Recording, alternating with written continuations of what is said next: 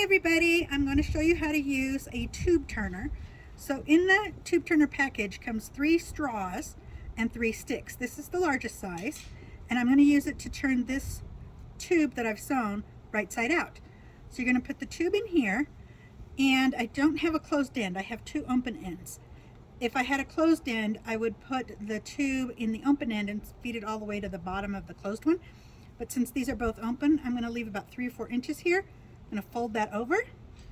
Then I'm going to take the stick that goes with it and I'm going to push it in that tube. And then you're just going to keep feeding that through. Now, you're going to feel, when this gets long enough, you can feel right where the straw part is. So you're going to grab a hold of that and then pull the excess out. And then you're going to feed more through. Grab the straw and the stick right there. Pull some more. Just make sure you hang on to that straw with the stick there.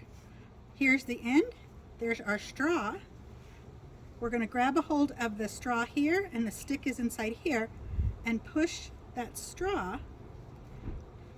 Give it a little help there. And your tube gets turned right side out. Then you're going to work on this end to get the stick out. And your tube is now turned right side out.